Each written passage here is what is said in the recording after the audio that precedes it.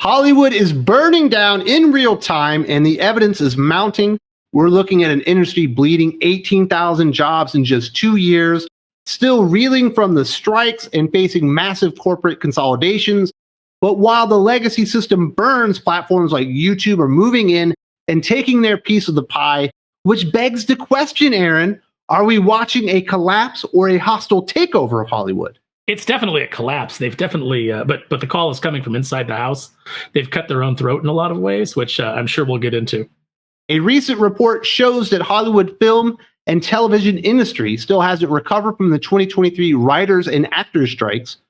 Employment in entertainment remains roughly 25% below its 2022 peak throughout 2024, with Los Angeles County reporting 42% fewer shooting days than in 2022. The equivalent of about 18,000 full-time jobs disappearing in just 2 years. Experts and union officials point to the combined impact of the pandemic, major labor disputes, and the collapse of the peak streaming era, saying the industry is now settling into a new normal defined by lower employment. The downturn is driving creative talent out of LA and prompting state lawmakers to consider large tax incentives to keep productions in California. Good luck. California is too expensive to do anything, and they can give tax exemptions, but they always come in California. It always comes with a bunch of initiatives too, a bunch of like check boxes that you have to get to even get those tax incentives that make it not worth even trying. It will always just be better to go somewhere else than be here in California, as long as we have rulers like our current Democrat Party and Gavin Newsom. It'll always be better to go somewhere else. And it certainly doesn't help that the writers and actors strikes basically blew up in their faces. While it certainly helped a few people, it's basically driven everybody else out of the industry en masse.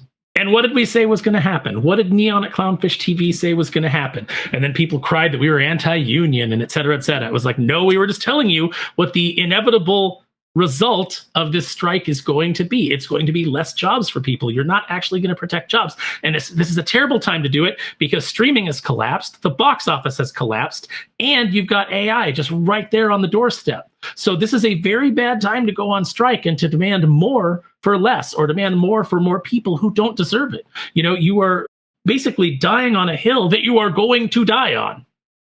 Well, it's the hill that they created themselves. Yeah, they built it up, and then they said, this is the hill that we'll die on, and now they have 42% of them. There's nothing prestigious about being in the Writers Guild anymore. There's nothing prestigious about being in SAG. I mean, what is celebrity, when you get right down to it? Is it just, all celebrity is, oh, people recognize who you are. Like, people who don't know you and who you don't know exist see you and know what your name is. That's the whole nature of celebrity.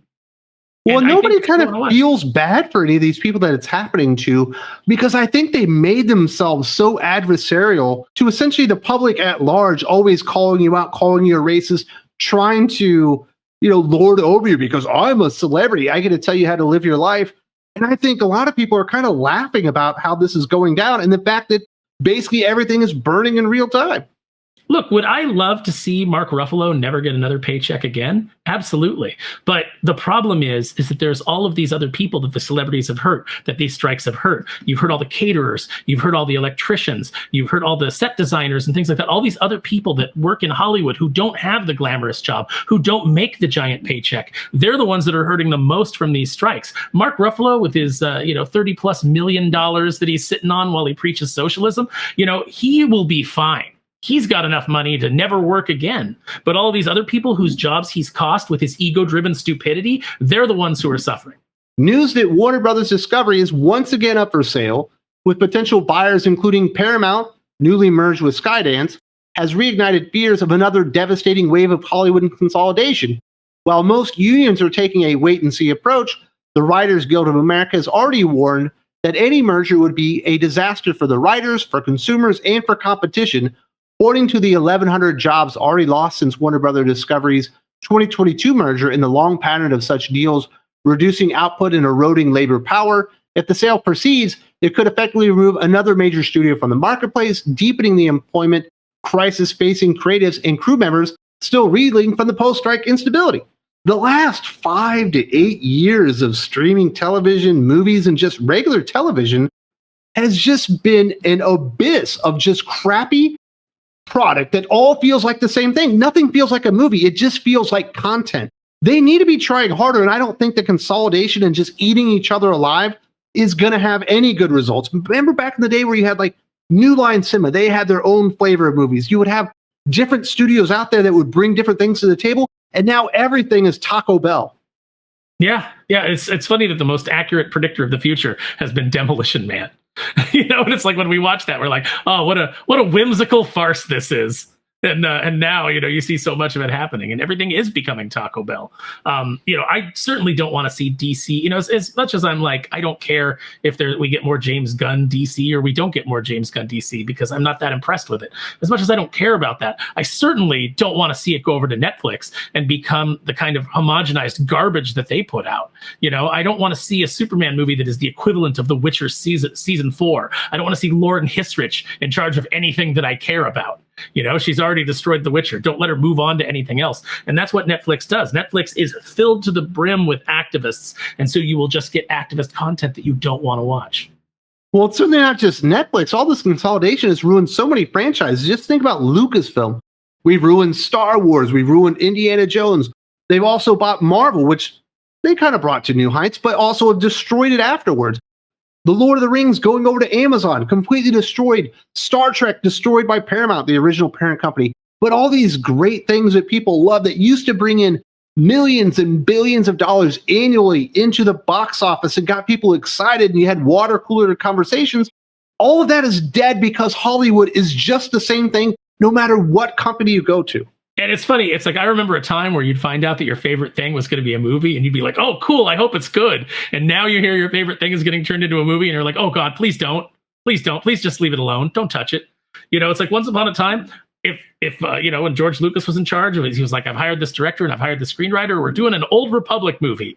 I would have been like, hot damn, I can't wait to see this. Now the very idea of anybody touching the Old Republic and putting it up on screen under the Disney regime, absolutely not. Please don't. I hope that you don't know that it exists. The fact that Kathleen Kennedy was so stupid as to come out and say that, there's no source material from us to draw from to make new Star Wars content. The fact that she said that actually might be one of the better things, because we didn't have to see everything we liked ruined. Unfortunately, Dave Filoni knows that those things exist, and he continually grabs things from it and then turns it into a far inferior version with his creative stamp on it.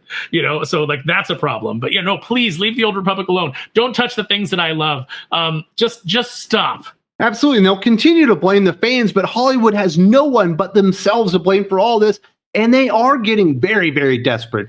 The content creator economy, led by platforms like YouTube, is rapidly establishing a foothold in Burbank, the historic heart of Hollywood, marking a decisive shift in media landscape. Prominent YouTubers, including Michael Carey, Dar Man, and Rhett and Link, have built professional studios there, taking advantage of Hollywood's infrastructure, talent, and technical resources to elevate their production quality. YouTube CEO Neil Mohan describes this trend as Silicon Valley-style disruption as content creation moves away from legacy studios and towards individual creators. Financially, YouTube's position is formidable. It commands a 13% market share of all U.S. TV viewing compared to Netflix's 8.7%. Continues to innovate for living room audience with episodic programming and dynamic thumbnails, even as it faces carriage disputes with traditional networks like NBC Universal. YouTube's dominance signals a new era where creators, not studios, drive the entertainment industry's future. And this really has been the terrible result of Netflix destroying the entire ecosystem of Hollywood. I want to see movies made by Hollywood studios. I want to see TV shows made by television studios. I don't want YouTube to try to become Hollywood, and I certainly don't want Hollywood to try to become YouTube. Hey, man, enjoy the slurry, Wes. That's all that you get anymore. It's just the melted down soylent green of the entertainment industry, all combined into a disgusting gruel that you can eat or you can not eat, but there it is. It's just gray and lifeless and terrible. I do not want Mr. Beast to replace Tom Cruise in movies like Top Gun. I mean, I don't want Mr. Beast to replace anybody. Get me somebody who can actually smile. No, but you get what I'm saying. He's the biggest channel out there. YouTube needs to specialize in being YouTube. Netflix should have just specialized in being digital distribution. Movie studios should have specialized in being movie studios. Now they've tried to be the jack of all trades, and that's why everything is going to shit, including YouTube. And it's they've either got to course correct, or at this point, I don't even know if they can. So, are we on the verge of an inevitable collapse? Maybe, but I'm somebody that's I don't know. I've got a very kind of Kali Ma kind of view of that. Is the all of the destruction might just leave us a refuse from which it might become the fertilizer from which new things can grow. We'll see new independent studios. The leveling of the playing field is really the biggest problem for Hollywood, and they desperately tried to hold on to their old power. The Writers Guild tried to hold on to their own old power. In a landscape that is shifting dramatically. You've got AI, you've got the rise of the independent creator. There's no more barrier to entry. Like, people on a very small budget can make short films and can make things that actually have some heart and some vision behind them. And they don't have to go through a bunch of studio execs to do so. A bunch of people watering down the product or being inject this or inject that. So you can get more unique creator visions. So as much as I'm fine, there's so much content out there to consume. There's decades upon decades upon decades of books, of TV shows, of movies that I still haven't seen, and I go back and I revisit. Suits was the most popular thing on Netflix for a while, a show that people hadn't, caught up with, but, a bunch of new people discovered and pushed it to new heights. There's so much content there out already that if the studios collapse, I don't think it's a big problem. I wouldn't like to see it happen because that is a lot of jobs for people that, are on the lower end of the spectrum, financially. I understand that, but we might see the rise of new independent studios, new independent filmmakers, people who actually have a voice and just aren't putting out the same corporate, the message approved slop. So, it might be gloom and doom for a little while, but we might actually see a new golden age come out of this. I think you're absolutely insane. I think that's what YouTube is, or at least YouTube was, but it's obvious that they're trying to become Hollywood. And every time they've done that, it takes away the authenticity, the cool factor of YouTube, and it's going to end up destroying the one cool thing that's come out of all this anyway. I mean, it very may well, but we also have the opportunity for new things to spring up. What's the next YouTube? What's the next thing that comes along?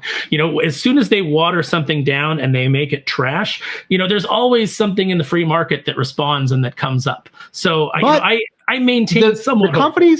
The companies are so powerful and they have so much money. If something comes up that can challenge YouTube, YouTube will just buy it. That's fair, but this is another reason that big tech needs to be broken up. It's gotten Google has gotten too big for its britches. It's gotten too big. It controls too many things. It has too much control over information and over entertainment. And so unfortunately, as much as I dislike government intervention, sometimes you got to come in and you got to break up these giant turds with the toilet brush. I don't know, man. I don't know what the answer is. But I'm going to choose to remain hopeful and that we might see some good stuff come out of this. If you have indie people that come out and are putting out their product, we might do okay. The answer was cable, Netflix, and YouTube. And now it's all consolidating into one thing. The best example being the ongoing dispute between Google's YouTube TV and Disney, which has caused a continuing blackout of major channels like ABC stations and ESPN for thousands of subscribers, is a modern replay of the decades-old battle over retransmission consent fees. These negotiations, once the domain of cable television, now pit content providers like Disney against digital distributors like YouTube TV, each accusing the other of driving up costs for consumers. YouTube claims it's fighting to keep subscription prices fair for viewers who left cable behind, while Disney argues that its content deserves proper valuation in the streaming era. But as the blackout drags on, it underscores a harsh truth. Streaming hasn't escaped the corporate power struggles, rising fees, and service disruptions that once defined cable. It simply inherited them. In a lot of cases, streaming is just the new cable, but far worse. Far worse, because you have to go through multiple providers to get the same amount of content. I think it's funny that Disney is saying we want a proper evaluation of our output, because that would almost guarantee a price cut. Well, they used ESPN and its popularity for years upon years on cable distributors to rise up their fees and make them overpay for everything. Oh, you want ESPN? You have to pay for these other 15 channels that nobody's watching. And I think they are giving the business back. And I think Disney kind of deserves that because they did over leverage that. But we shouldn't be having to deal with this shit. YouTube TV costs $100. That's not an insignificant amount of money, dude. No, they continually ask me if I want to sign up for that. And I'm like, no, why would I? Much like when they put up a survey and they say, help YouTube by answering this question. Why would I ever want to help YouTube? Screw you, skip. And YouTube is undergoing its first major product team restructuring since 2015. offering voluntary buyouts to US-based employees as part of a company-wide pivot toward artificial intelligence. In an internal memo, CEO Neil Mohan described AI as the next frontier for the platform, echoing parent company Google's broader mandate for staff to integrate AI into everyday operations to boost efficiency. The shakeup mirrors a growing trend across tech and entertainment sectors. Amazon recently announced similar layoffs while emphasizing the need to operate more leanly amid the AI revolution. Together, these moves signal a sweeping technological and structural realignment that's redefining how digital platforms create, manage, and monetize content. And I think that's really what's going on here. AI will be the death of all of this. And then if they can get AI to actually watch this trash, then it'll just be it'll just be like a, what do you call it? A self-licking ice cream cone. Yeah, self-licking ice cream cone, a perpetual motion machine of cash. It's like we don't need people at all. We don't need people to make the stuff. We don't need people to create the stories. And now we don't even need them to watch because we can just get AI to watch. And then the advertisers can sell to AI. Do the AI buy things? How does that work? We don't know, but it doesn't matter. These are the same people that chased streaming to their detriment. Now they're going to chase AI to their detriment, but it's going to be to the detriment of everybody. It's all burning down, Wes. Just swim up past the breakers and watch the world die with me, man. It's it's inevitable. Can you imagine the AI slop that Gemini is going to generate once it watches the entire life of fucking Friends, The Big Bang Theory? Once they put all that stuff together, you're just going to get crap. We're going to get the television and the programming that we saw in fucking, what's the goddamn movie? Idiocracy? Idiocracy. Are you telling me that you're not going to be there on opening day to see ass? And for 2 hours, that's all it is? I cannot wait to watch Out My Balls every single Thursday. I mean, we already TGIF. Let's be honest. We already had Out My Balls. It was called America's Funniest Home Video and Jackass. Yeah, that we've already had that. The lowest common denominator of bullshit being slopped at us by AI and told this is what entertainment is. And we'll be longing for the days of Rachel Ziegler's fucking Snow White movie. Hey, Wes, just pop open your can of Brondo and kick back. It's got what plants crave. Electrolytes. If you would like the full conversation as well as the entire Geek Fix podcast, which goes on for about 2.5 hours, you can go to Think Critical Patreon and channel memberships right now for that. Hope to see you there very, very soon.